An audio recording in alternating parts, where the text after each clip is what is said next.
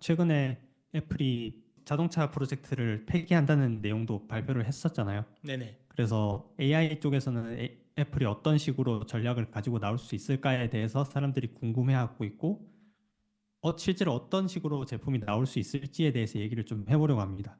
좀 늦었지만 애플이 제대로 한번 AI를 좀 해보겠다 이런 식으로 조금 선언을 한 것 같고, 원래 애플의 기조가 이런 뭔가 발표를 하는 것에 있어서 굉장히 숨기다가 준비가 되면 발표를 하는 식의 어떤 기획이나 마케팅이 있었는데, 이번에는 조금 준비가 좀 덜 됐음에도 불구하고 일찍 발표를 한 것 같은 느낌이 좀 없잖아 있습니다.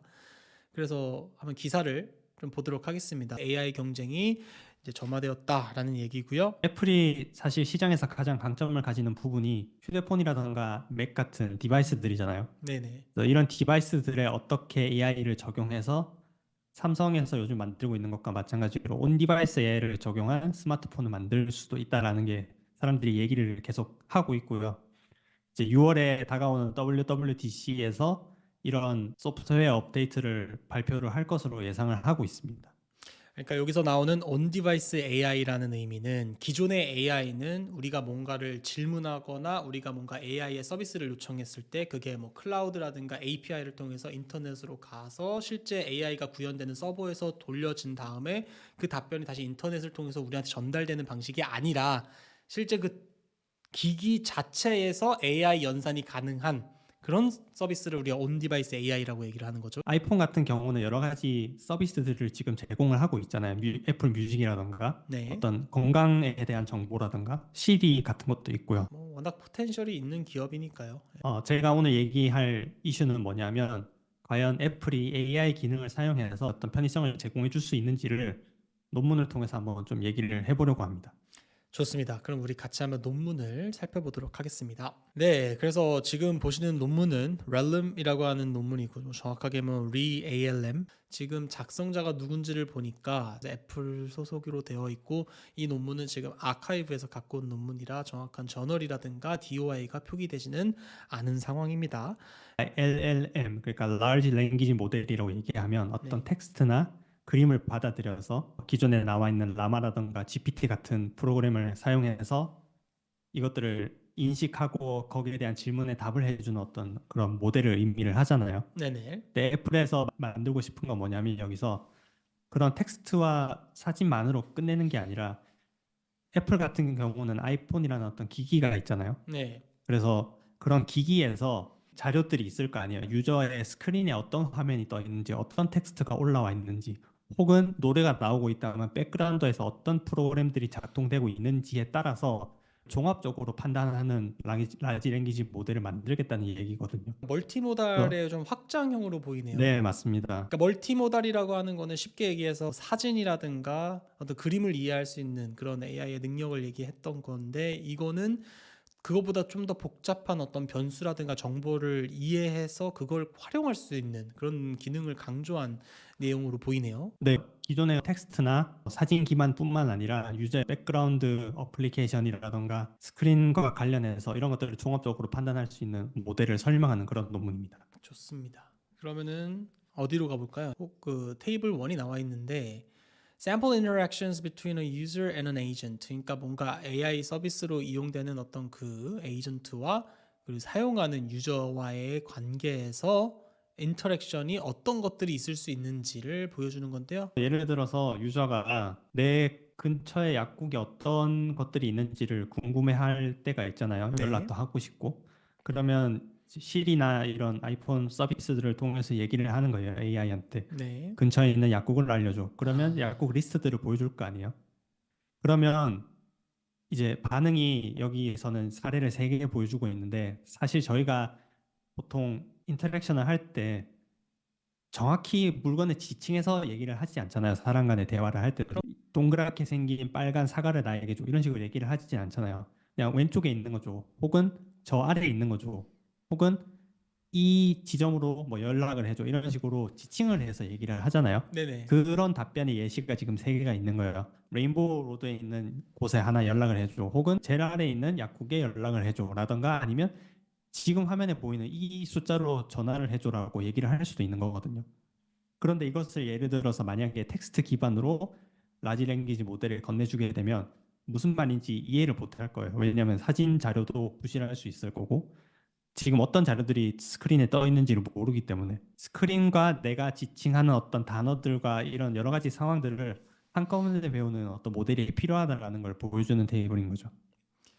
처음 보시는 분들께서는 이게 뭐 될 수 있는 거 아니야? 또 이렇게 생각하실 수도 있겠지만 이거 어떻게 연산을 하죠? 연산량이 장난이 아닐 것 같다는 느낌이 좀 듭니다. 왜냐하면 이게 지금 상황을 판단을 해야 되잖아요. 네, 여러 가지 데이터를 통해 텍스트도 이해를 해야 되고 동시에 그러니까요. 그림도 이해를 해야 되잖아요. 맞아요. 그런 여러 동시에 맥락을 이해할 수 있는 모델을 만드는 게 제일 어려웠던 부분으로 보입니다. 그러니까 근데 그 맥락을 이해하려면 인풋이 있어야 되는데 이게 스크린이라든가 음악이라든가 어떤 외부 베리어블은 시시각각 변하는데 그 시시각각 변하는 그 베리어블과 인포메이션을 도대체 어떻게 매번 인풋을 시켜가지고 그거를 똑같이 동일화 시키느냐 너무 신기합니다. 저는 개인적으로 이게 되는군요.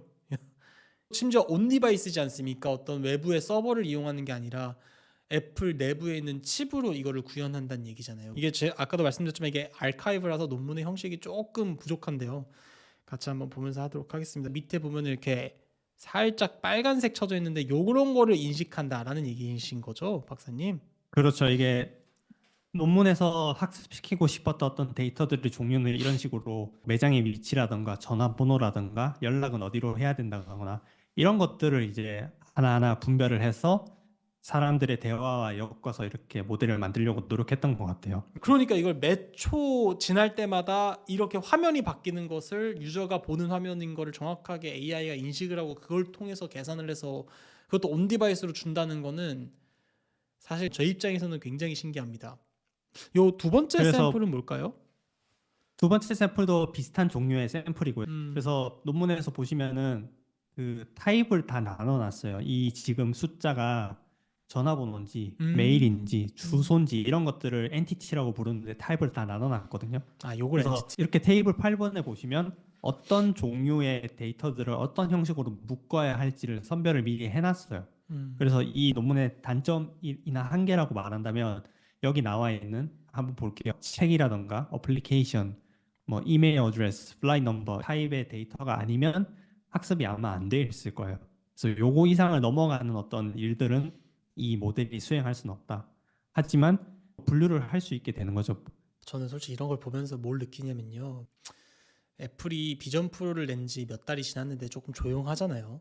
저는 이 온디바이스 AI가 그런 것들과 결합됐을 때 그 엄청난 파워가 느껴집니다. 그리고 그 비전 프로도 그렇지만 다른 휴대폰들 중에서 들어오는 어떤 빅데이터들이 있을 거 아니에요. 사람들이 이런 식으로 활용을 많이 하더라, 이런 정보를 많이 쓰더라. 네. 그런 것들도 트레이닝을 시키는데 사용이 될 수가 있겠죠. 그렇네요. 예를 들어서 스크린에 나와 있는 거를 사람들이 어디를 주로 포커스를 하는지가 다 어쨌든 로그로 남을 테니까 굉장히 흥미롭네요.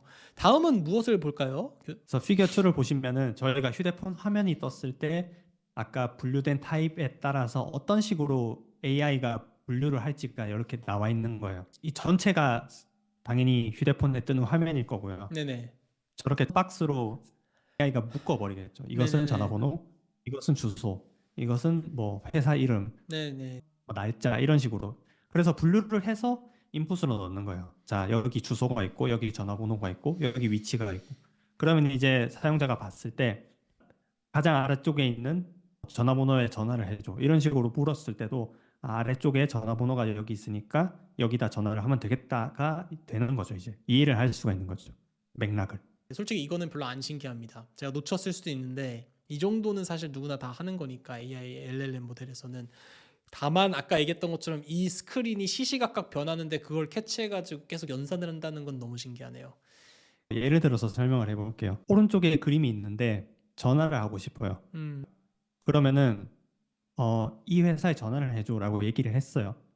근데 아, 마침 오늘이 토요일이에요. 토요일에 전화를 걸어야 하는 전화번호는 평일에 전화를 걸 수 있는 전화번호와 다르잖아요. 그렇네요.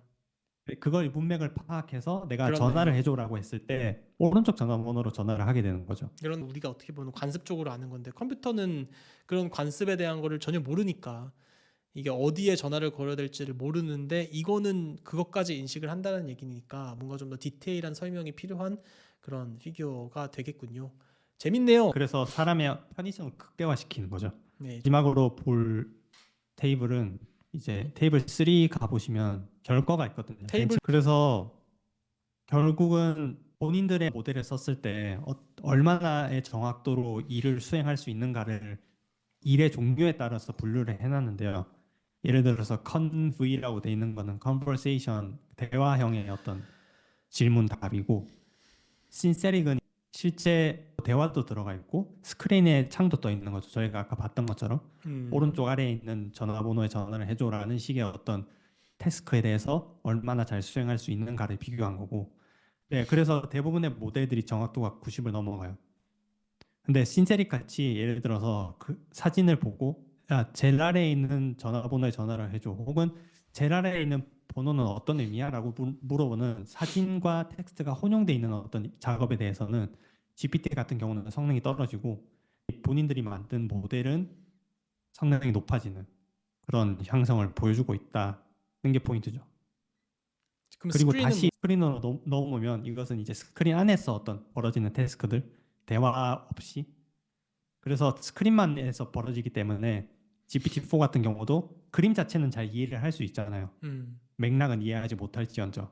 그래서 GPT-4도 좀 높은 정확도를 보여주는 거죠. 제가 얘기한 게 딱 이 포인트였어요. 스크린이 사실 GPT도 이미 잘 이해를 하고 있어가지고 그랬는데 핵심은 synthetic part네요. 그거를 이게 conversation과 스크린을 통합해서 전반적으로 다 이해할 수 있는 게 두 번째 열에 해당하는 거고, GPT-4가 58.7의 정확도를 보이는 반면 이게 지금 80M부터 3 billion이라고 하는 게 뭔가 연산 뭐 이런 하이퍼 파라미터 숫자죠. 숫자요. 그러니까 모델이 얼마나 크고 정교한지를 나타내는 수치입니다. 그럼 심지어 가장 적은 모델을 갖고 있는 80 million만 하더라도 신테릭에선 정확도가 거의 99가 넘어가기 때문에 굉장히 강력한 네. 느낌을 보여주고 있네요. 예. AI가 중요하다라고 하는데 이게 어떠한 카테고리에서 어떤 데이터를 바탕으로 이렇게 얘기해주는 그런 또 유튜브 영상은 제가 봤을 때 많지 않았거든요. 그냥 뭐 이런 게 된다더라, AI가 애플에 도입이 된다더라, 애플이 타이탄 프로젝트 접고 그냥 AI 시작한다더라, 뭐 이렇게만 들었는데 이렇게